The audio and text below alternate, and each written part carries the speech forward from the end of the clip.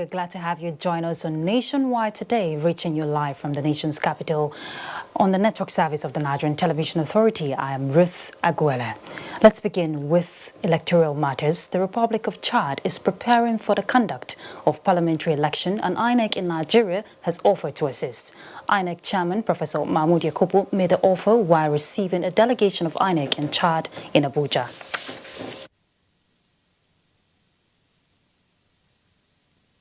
We went to Nigeria to assist us about the logistic assistance. So, then my country, Chad, has many problems. They have requested for assistance in the area of voter registration. We'll assist them. They have also indicated their concern in the area of security. There are so many citizens displaced in Chad as a result of the insurgency. We will make available to them our framework for voting by internally displaced persons, hoping that they will also find something useful in that.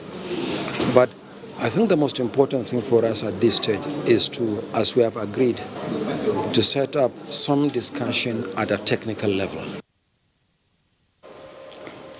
Still on electoral matters, INEC will not entertain any complaints arising from the conduct of party primaries in the Kogi and Bayelsa State governorship elections on November 16th. INEC National Commissioner for Information Festus Okoye stated this while speaking to correspondent Mie Ogidi in Abuja.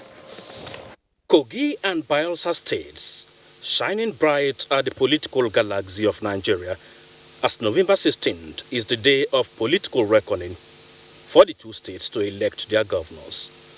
59 political parties have indicated interest to conduct primaries in Kogi, while 58 in Bayelsa State. Taking a closer look at the two frontline political parties in this context, in Kogi State, 22 political heavyweights have indicated interest, 13 from the PDP and 16 eyeing the APC flag. In Bayelsa State, 21 racing for the party slot, while 7 gunning for the APC blessings. The success of the aspirants is at the mercy of the delegates. From INEC to the parties, elect their flag bearers between 18th of August to 15th of September 2019 and submit same latest 9th of September 2019, but on these conditions. If a political party does not conduct party primary elections within the time frame provided in our schedule of activities and in our guidelines, if such a political party submits any list, the commission will not collect. If a political party gives notice that he's going to conduct his party primary elections through direct primaries and goes ahead to go and conduct through indirect primaries, as far as the commission is concerned, that particular political party has not conducted primaries known to law.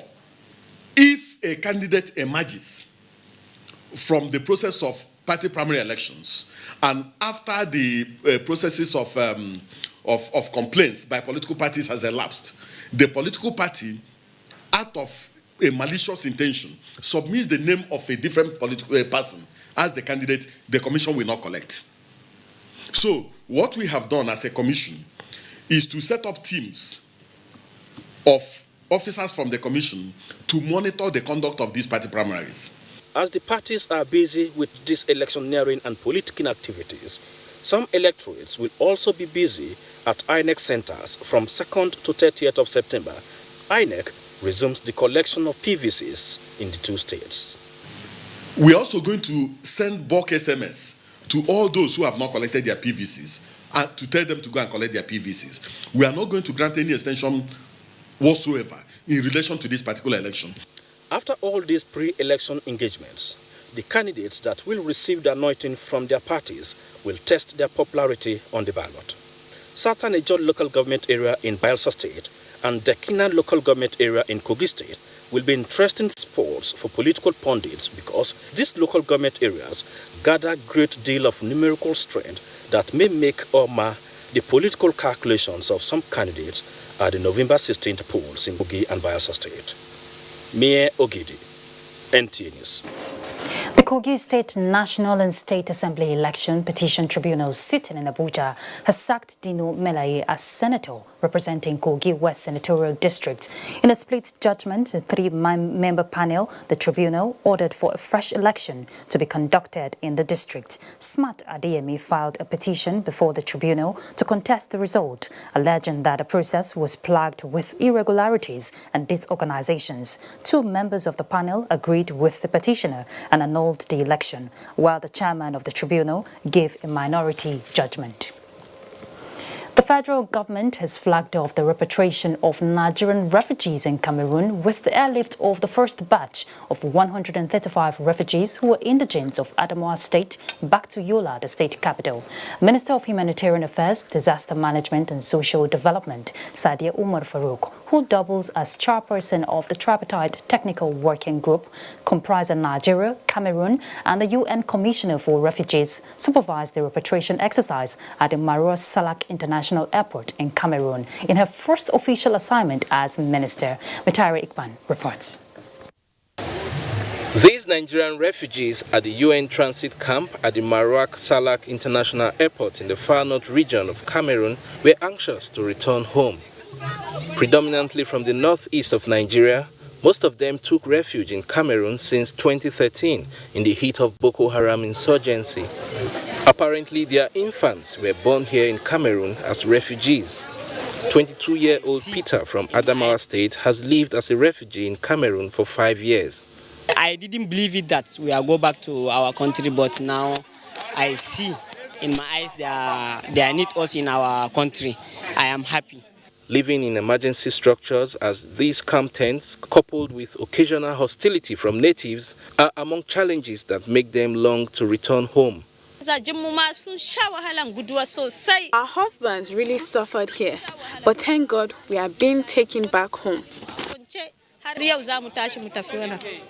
Their wait is over with the arrival of Minister of Humanitarian Affairs, Disaster Management and Social Development, Sadia Umar Farouk, to flag off the repatriation exercise, beginning with the airlift of the first batch of 135 Nigerian refugees back to Adamawa State.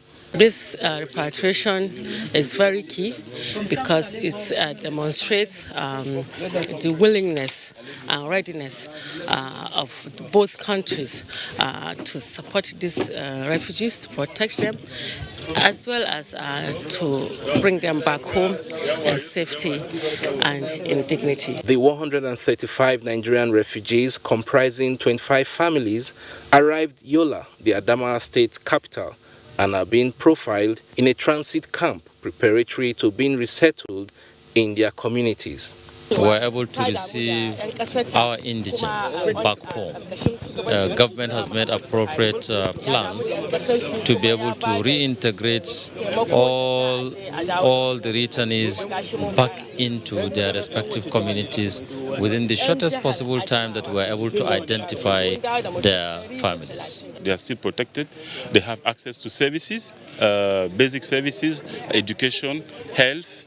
The federal government says the repatriation will be a continuous exercise based on the achievement of peace in the northeast and the desire of more Nigerian refugees in Cameroon to return home.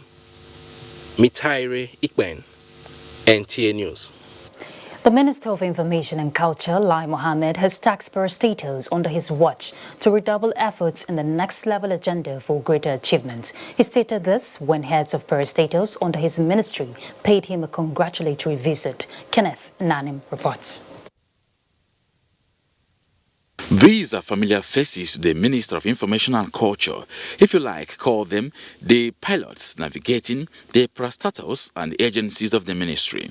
Barely 48 hours after inauguration and resumption of duty by the Information and Culture Minister Lai Mohammed, having been reappointed by President Muhammadu Buhari, heads of these parastatals converged on the minister's office to congratulate and reassure him of their commitment towards moving from the change agenda to the next level, ensuring that Nigerians are kept abreast with government policies and programs.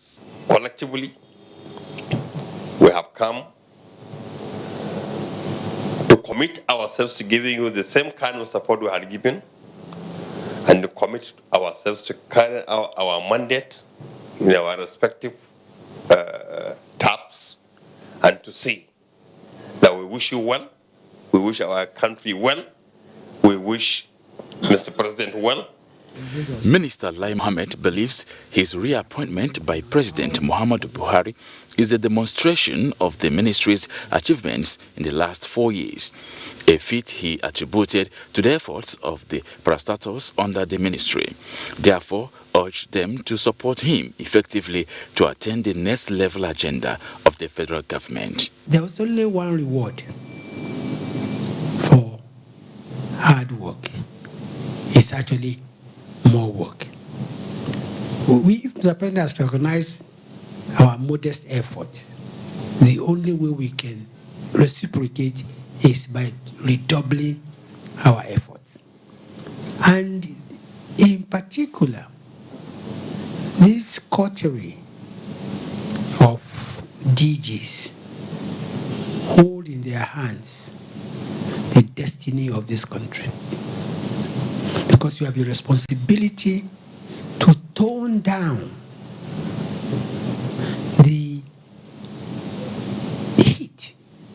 The Director General of the Nigerian Television Authority, Yakubu Ibn Mohammed, was also part of the delegation. Kenneth Nanim, NTA News. Nigeria, on the 21st of this month, marked 3 years of wild polio-free status.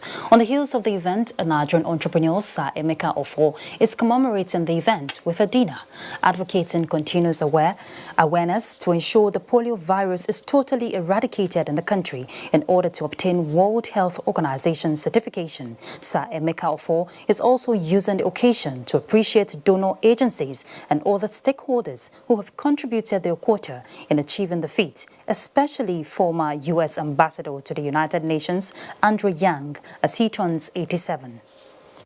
Advocacy has to continue. We shouldn't rest. We should continue all those things we are doing, advocacy, continuous immunization, creating access. If you create access, then children will be immunized. And then we monitor our borders because the virus travels.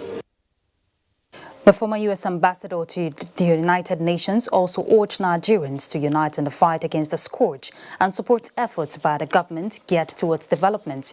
He also extolled commitment of Nigerians in the diaspora.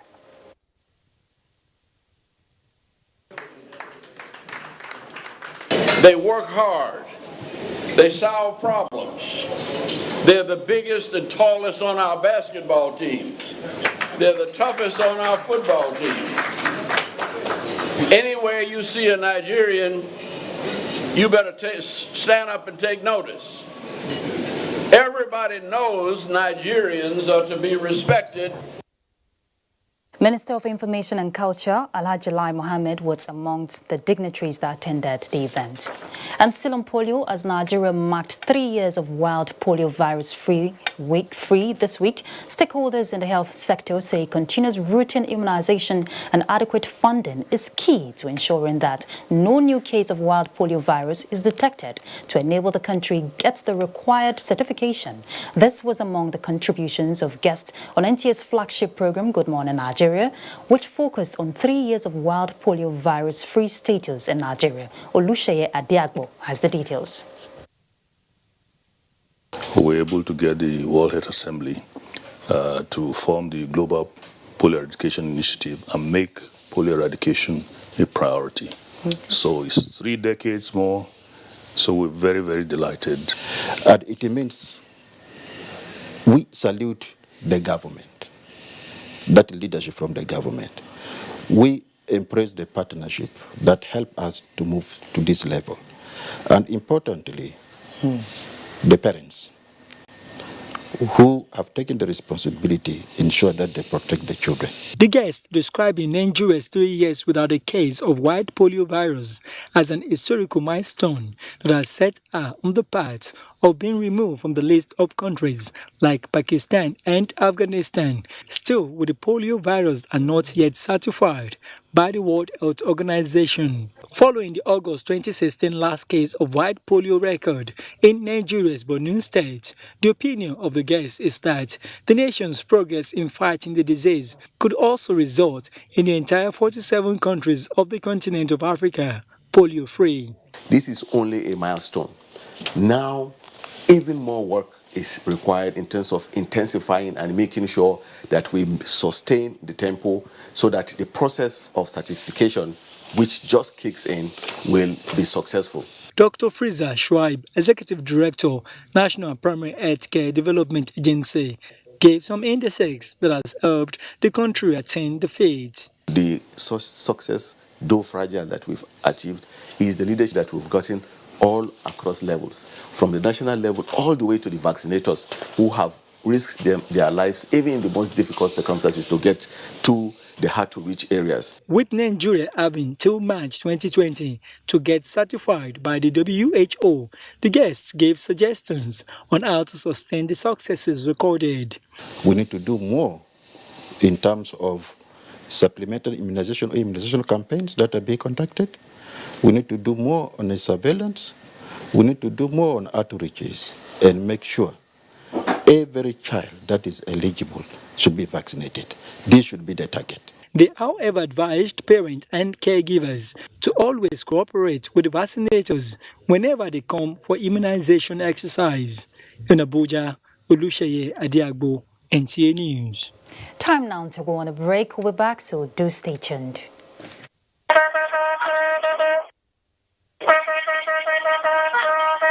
His Royal Highness, the Emir of Gondu, Major General Muhammad Ilyas Bashar, CFR MNI, on behalf of the family of Al-Hajj Muhammad Saad Abu Bakr, CFR MNI, the Sultan of Sokoto, cordially invite the pleasure of friends and well-wishers to the wedding party of Fatima Abu Bakr and Mahmoud Abdullah Yuguda, which will take place at Sultan Bello Jumat Mosque, Sokoto. Date, Saturday, 21st August 2019. Time, 12 p.m. Announcer, Local Organizing Committee.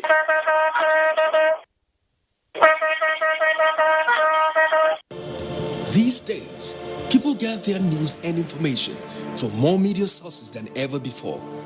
Some of the news and information given are fake, unverified, doctored, and manufactured to create confusion, stir disaffection, and cause disunity.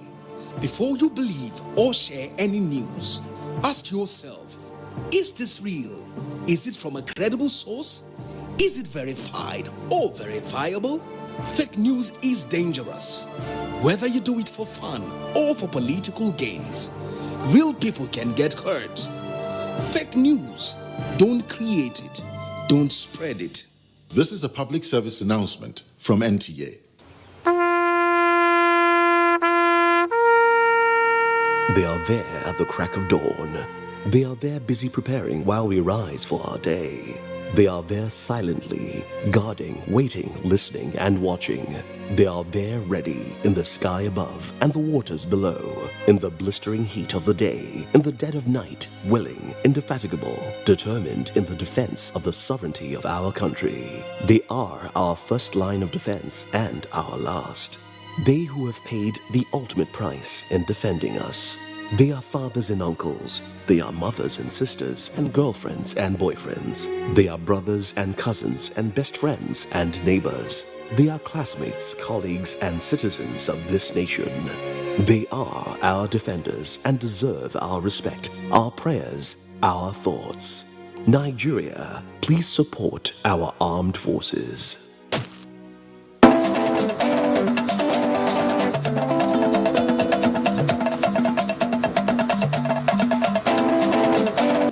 Get the latest news and updates from across Nigeria on NTA Nationwide. NTA Nationwide, weekdays by 4 p.m. Get it first, get it fresh.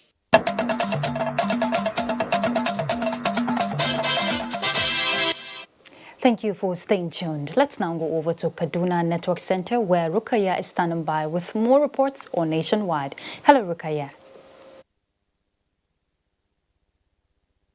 Hello, Ruth, and welcome to Kaduna, where we begin with health issues.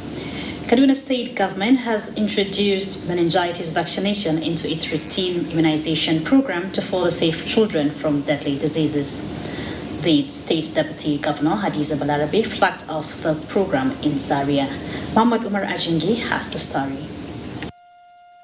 Meningitis is a global health concern that affects children and even adults. That is why the Kaduna State government decided to introduce meningitis vaccine into its routine immunization program to bring the disease under control.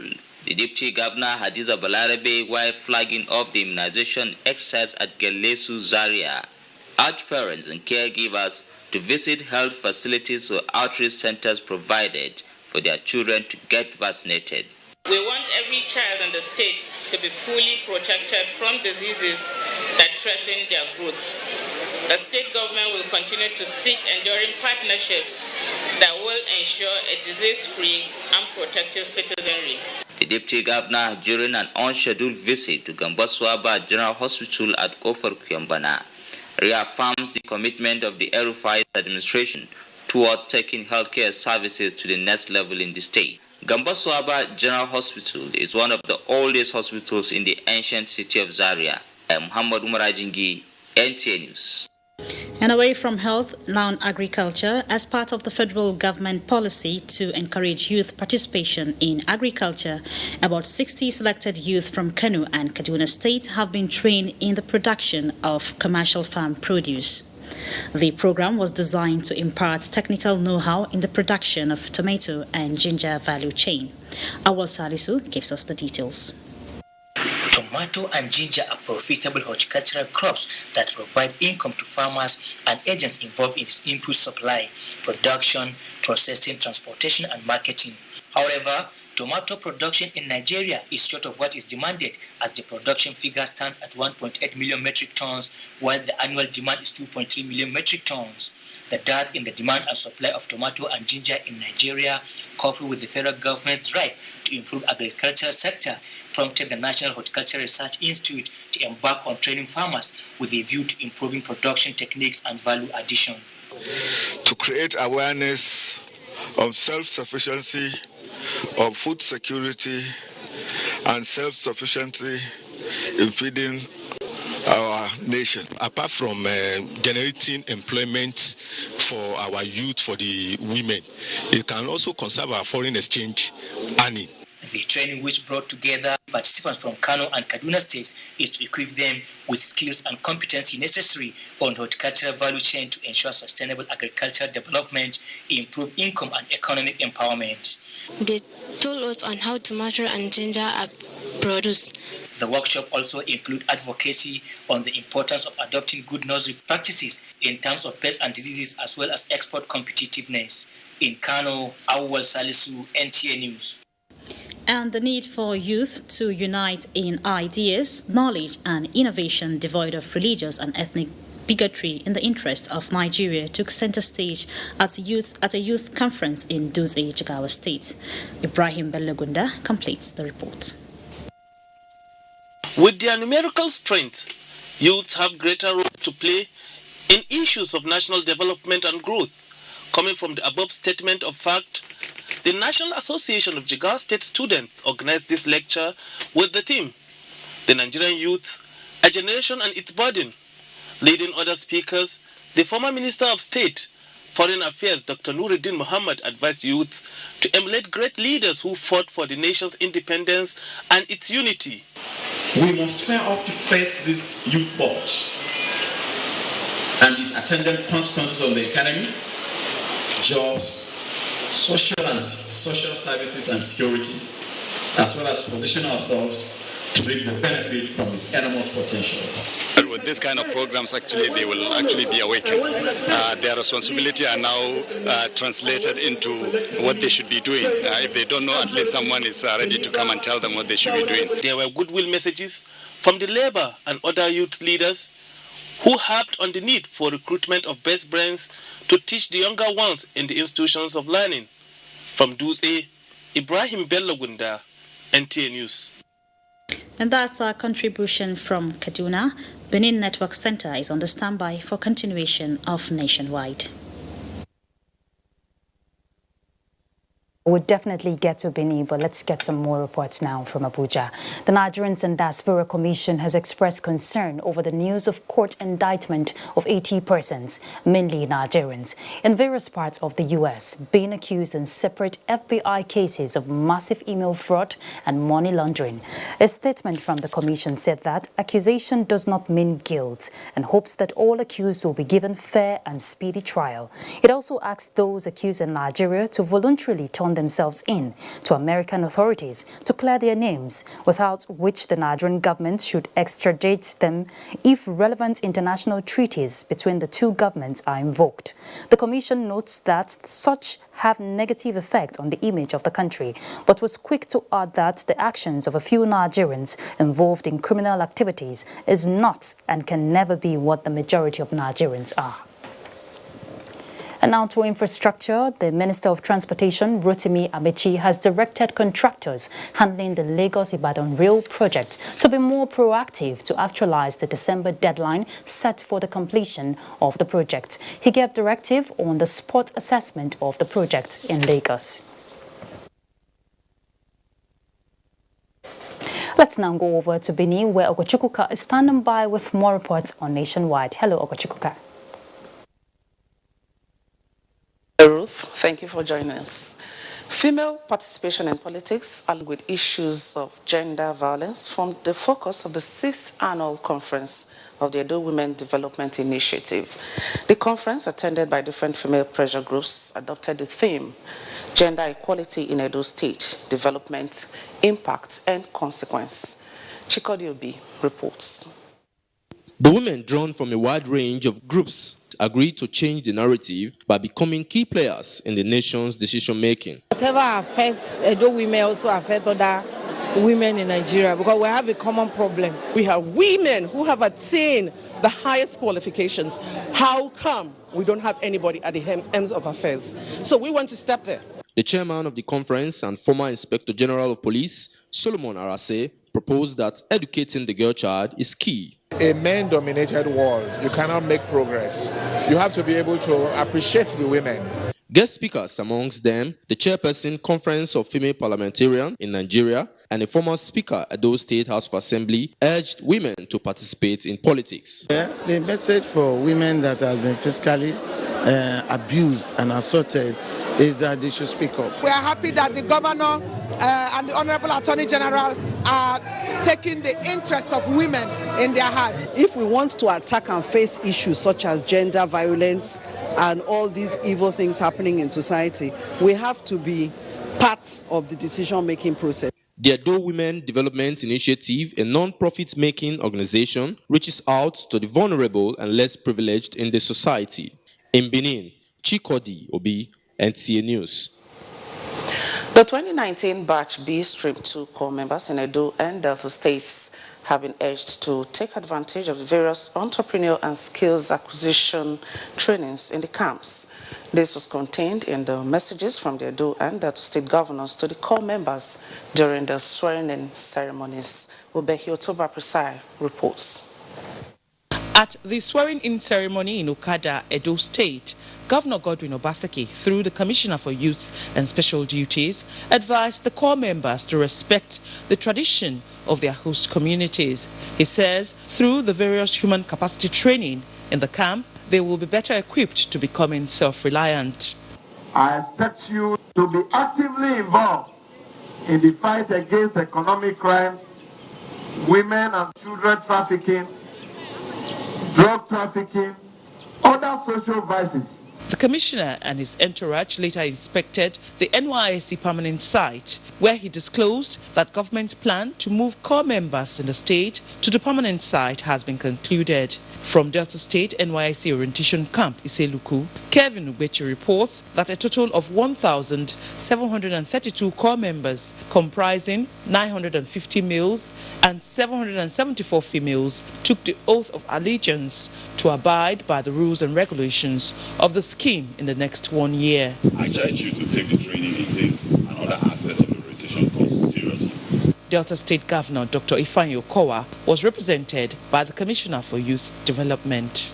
The corps members are expected to be camped for 3 weeks before being posted to the various local government areas in the states. Obehi Otoba Presai, NTA News. And now to environment matters. Inhabitants of flood-prone areas in Delta State are being sensitized to early warning signs of flooding and need for evacuation. This step is being taken by the State Bureau for Orientation in a bid to mitigate the effect on the people in the events of flooding occasioned by rising sea level. Austin Edamodo has details. Delta State has had its share of devastating floods as experienced in 2012 and 2018. Already there are early signs of impending flooding in most communities in the state. The inhabitants of the affected communities are becoming apprehensive. The government help us. We need help from them. If they can help us, everybody is ready to come out.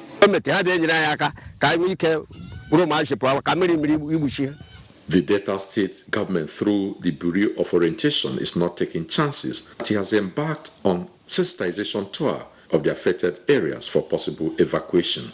Has directed the Bureau of Orientation to go into the rural area, riverine areas, to talk to them about what is coming. The Delta State government is moving beyond that to set up IDP camps when due. But before that time, the people must get the knowledge that the flood is coming. This orientation, in collaboration with the local councils and community leaders, will spread across the communities that have been identified as vulnerable. In Asaba, I'm Austin Edemodu, NTA News. The news continues in Abuja as we rejoin Ruth. Good afternoon. Thank you, Ogochukuka. Now, one of the major focus of Governor Okezie Ekpalu's second term in office has been the opening up of rural areas through road construction and rehabilitation. The governor stated this as he flagged off the construction of 7 major roads projects in Aba, the commercial nerve center of the state, to give the city a facelift. Correspondent Chinyere Okoli has the details. The ongoing rehabilitation of Osisi Road in Aba has brought relief to residents and motorists plying the road, as they described the project as life-changing. They are full of praises for Ikpeazu for awarding the contract meant to open up the area for full commercial activities, as against the situation in the past, where businesses were crippled due to the very deplorable state of the road. In short, I'm very happy about the road.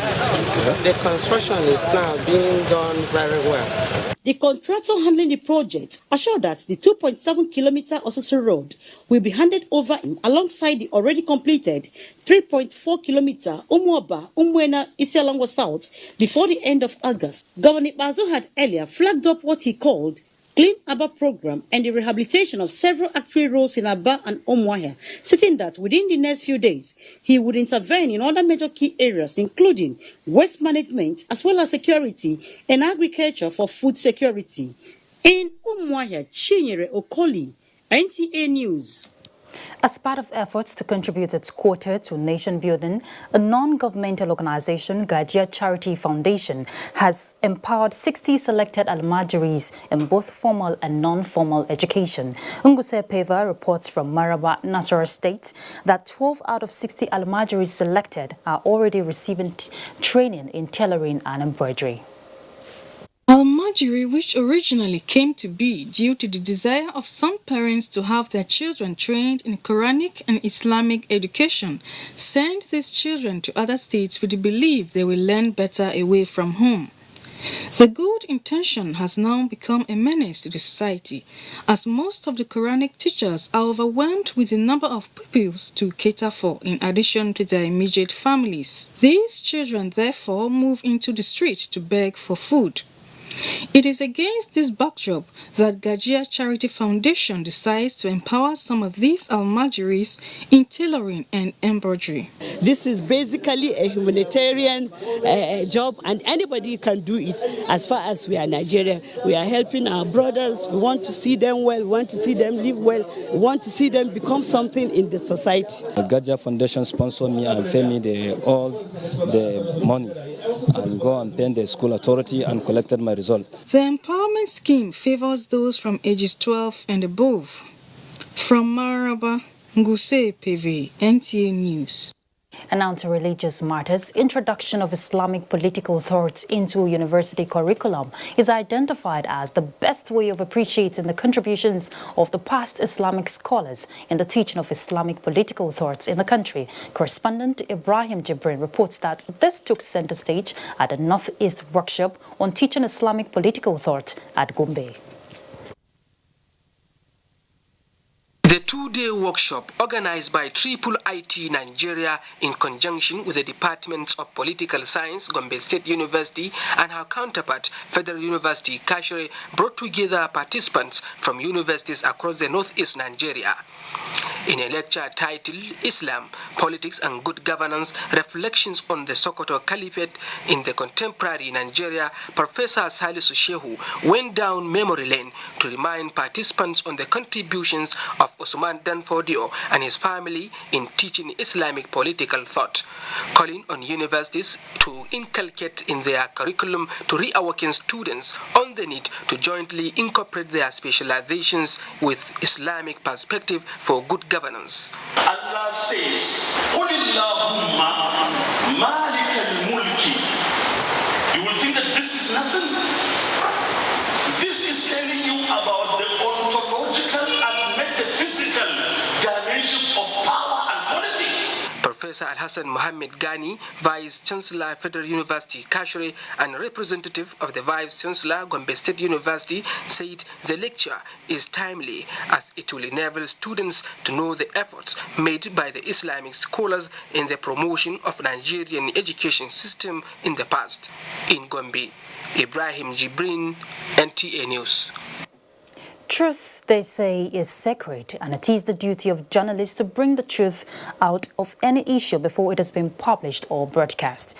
This formed the thrust of an interactive workshop on broadcasting and investigative journalism in Nigeria. Fatima Aliyu reports that the workshop is aimed at ensuring balanced reportage in the country.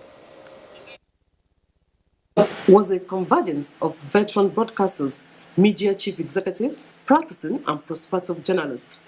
The array of the panelists puts into perspective the role of broadcasting in promoting and defending the country's democracy, encouraging investigative journalism through evidence-based, and keeping the process of governance accountable. Investigative journalism, notwithstanding its difficulties and challenges, is important because it is a merit and advantage to the public interest. It requires a lot of research. It may be hazardous, but it is achievable.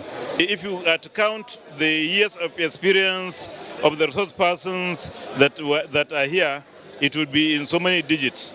And then the vast knowledge they have and the knowledge they have shared, again, is quite valuable. Participants at the workshop shared their experience.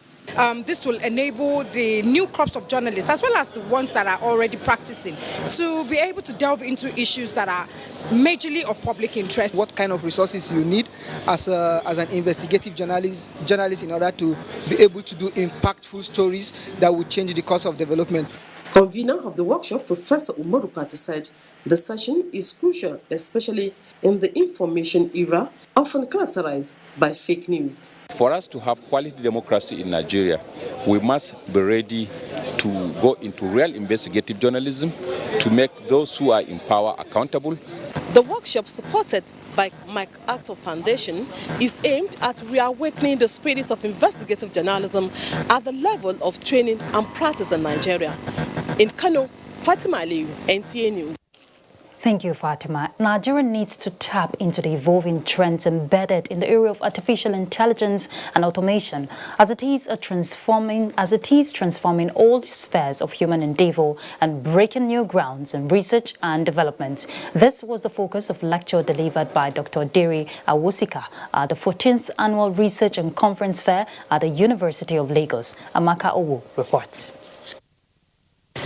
It was an international conference of the humanities and sciences with the theme Automation and Artificial Intelligence, Opportunities for the 21st Century, Research and Development. It was organized to bridge the gap between research and governance. Contrary to the opinion that imbibing artificial intelligence and automation might lead to loss of jobs. Universities are already employing AI applications that can improve student retention. Some schools and colleges are testing advanced analytics and machine learning to identify students in trouble and offer them support before they drop out. The university is supposed to solve problems that are going on in the country. And what we are doing now is demand-driven research work. Other participants are of the view that expanding research innovation in artificial intelligence and robotics from prototype to commercialization will contribute to national development. Over 200 exhibitors showcase various innovation. The event will also feature a para session and fair in the next 2 days. In Lagos, Amaka Owo, NTA News. And now to security, the Nigerian Air Force says it has continued to record success in airstrikes being conducted under Operation Green Sweep 3. In a statement by NAF Director of Public Relations and Information, Air Commodore Ibikunle Daramola says the latest of this is the destruction of a Boko Haram terrorist logistics base and assembly area at Bula Bello on the fringes of the Sambisa Forest in Borno State. The operation was executed on 22nd August 2019 after intelligence, surveillance and reconnaissance missions revealed that the settlement was being used by Boko Haram elements as a staging area to launch attacks against troops. Consequently, the Air Task Force dispatched 2 Alpha jets and an Mi-35M helicopter to attack the identified buildings within the settlement where Boko Haram fighters were seen and scored direct hits on the desired points of impact with total destruction in a follow-on strike by the Mi-35M attack helicopter. The Kebbi State Police Command has paraded suspects in connection to various criminal offences in the state. The State Police Commissioner Garba Mohammed Danjuma said the suspects will be brought to justice to serve as deterrent. Noura Tanko Wakili tells us more. Paraded were suspects of various criminal conspiracies and culpable homicide, including a young woman alleged to have conspired with her former husband to kill her new husband with a view to returning to the former husband. Also arrested was a gang of local vigilante members from Fake local government area of the state who arrested, killed and set ablaze 2 Fulani herdsmen suspected to be kidnappers without recourse to justice system. The 7 suspects were arrested and have confessed to the alleged crime. Such nefarious act is condemnable and cannot be tolerated. The command also busted and arrested many armed robbery gangs, including a gang specialized in impersonation and car theft. CP Garba Muhammad Danjuma also disclosed that the police has arrested Gwan Ibrahim Umaru, alleged to have raped a 7-year-old girl in Nufawa village of Jega local government area of the state. The police commissioner said these and other criminals arrested will be charged to court after investigations. The police commissioner solicited for the continued support of the public to make Kebbi State safe and secure. We should continue to partner to maintain our status as the safest state in Nigeria. The Kebbi State Police Command has in recent months embarked on raiding various criminal hideouts across the state, which led to some of the successes recorded. In Birnin Kebbi, Noura Tanko Wakili, NTA News.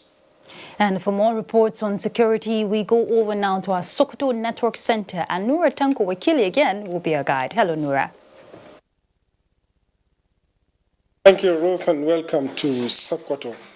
The Sokoto State Police Command has intensified efforts to rescue a kidnapped member of the Sokoto State House of Assembly, Aminu Magaji Bodai. Sheikh Muhammad Datti reports. The member representing Dengeshuni constituency, Aminu Magaji Bodai, was kidnapped in the early hours of Thursday by unknown gunmen who stormed his residence at Bodai village. The Sokoto State Police Public Relations Officer Muhammad Sadiq Abubakar said the anti-kidnapping unit of the command is currently combing the area to rescue the lawmaker. The cases of attacks and kidnappings as used to be in the past is not what it is today. It has reduced drastically. So that should tell you that the police is not just sitting with folded arms. It is working day and night to ensure that all these criminal activities become history in the state of Sokoto. This is the second serving member of the Sokoto House Assembly kidnapped this year. In Sokoto, Sheikh Muhammad Datti, NTA News. Zamfara state government says it will soon embark on rehabilitation and provision of basic infrastructure at the state NYSC permanent orientation camp Safi to make it more conducive for the core members. The state deputy governor Alhaji Mahdi Ali Gusau stated this shortly after inspecting the camp. Jamil Ibrahim has more. Ready for inspection, Your Excellency.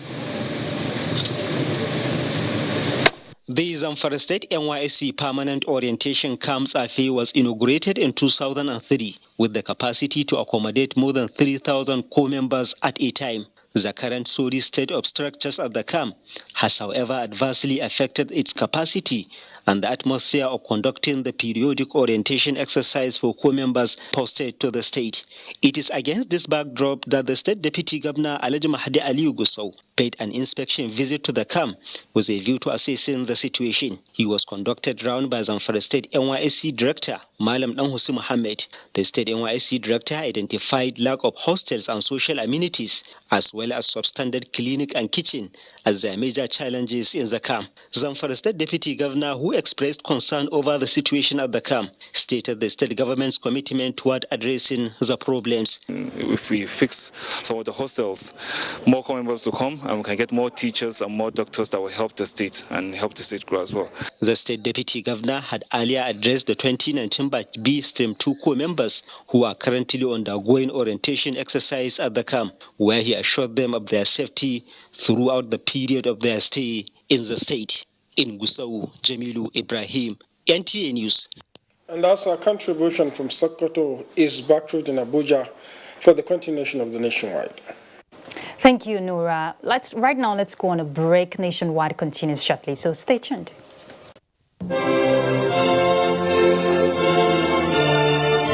The Nigerian national flag is a sacred national symbol. It is a mark of patriotism and a show of love for our nation to fly the national flag correctly, in the right colors, right dimension, and in the right sizes for each occasion. In recent times, it has been noticed that government offices, corporate organizations, banks, embassies, and other notable institutions fly faded, shredded, and haggard-looking versions of the national flag. This is wrong and must stop. It has also been noticed that some citizens prefer to popularize the national flag of other nations. Fellow countrymen and women, let us be patriotic. Come, let us show love for our motherland. Fly the correct versions of our national flag in all relevant places. Be patriotic. Be proud ambassadors of our great country. This message is from the National Orientation Agency. You can follow us on all our social media platforms: Facebook at NTA Network News, Instagram at NTA Network, Twitter at NTA News Now, YouTube at NTA News Online. Or visit www.nta.ng. For live streaming, visit www.nta.ng/live.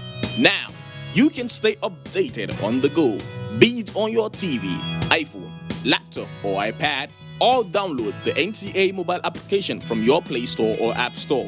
NTA, you can beat the rich. When you hear that sound, you know that Nigeria's most authentic newscast is about to begin.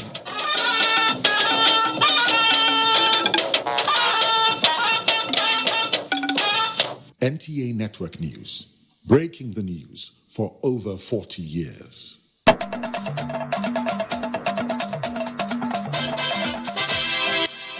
Thank you for staying tuned. President Muhammadu Buhari will depart Abuja Sunday for Japan to participate in the 7th Tokyo International Conference on African Development from August 28th to 30th, 2019. A statement from the Special Advisor to the President on Media and Publicity, Femi Adesina, says President Buhari will be participating for the second time, having attended TCAT 6 in Nairobi, Kenya in 2016, with the theme Africa and Yokohama, sharing passion for the future. President Buhari will deliver Nigeria's statement during plenary session 3, in which he will appraise Nigeria-Japan relations and takeaways from TICAD 6. The president will also attend other major on-site events in Japan and hold bilateral meeting with Prime Minister Abe, meet chief executive officers of some Japanese companies with huge investments in Nigeria, formed in 1993. TICAD is the largest international conference held in Japan